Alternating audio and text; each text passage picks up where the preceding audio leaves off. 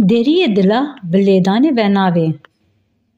Dilkî ku hûn bikevîne, hûn wî dilê bipelçixîne jî li wî dilê jixin hûn nikarin bikevin navê wî dilê. Dilê rast ku derê xwe ji we re vekê, ew dil we dilê xwe de bihewînî têxê mêvan wê çaxê hûn dikarin bikevin nava wî dilê.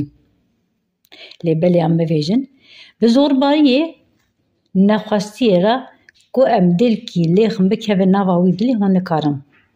Lê bilê vêya rastîkek me ye jî kî ku hez neke dilê kê ku bi zora dikeve nava dilê wî. Zarok fêkiyê malê ne. Dayîk rewşa malê ne. Bav dîwarê dervay. Evê ku malê dike mal zarok e. Ti mal bê fêkî navin. Mal bê zarok jî navin. Zarok din fêkiyê malê. Dayîk rewşa malê ne.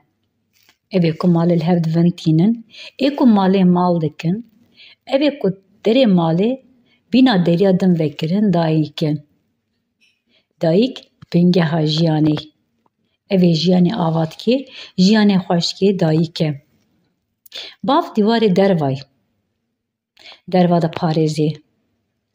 Evê zarok û dê di malê de, bav dervayê malê wan di parêzê, ew dîwarê dervay.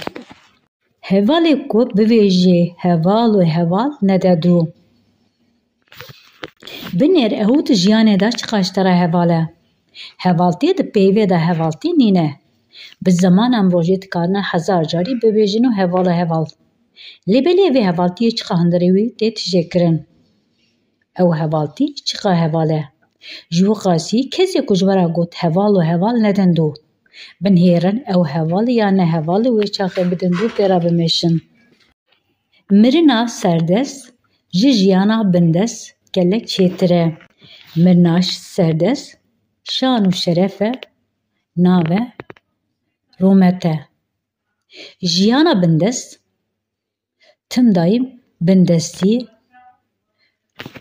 ji xwe dervazkirin wekî din jiyan kirin. Jiyana bindest leşkerî yekî din bi jiyana yekî din bi mêjî yekî din jiyan kirin e. Lê belê mirina serdest tim dayîm taca serî ye. Zewaca bêdil mîna kirasê bêmil. Ku hûn ji keskî hez nekin, hûn nikarin pêra zewcan nebin çêkirin. Ew bîna kirasê bêmil e.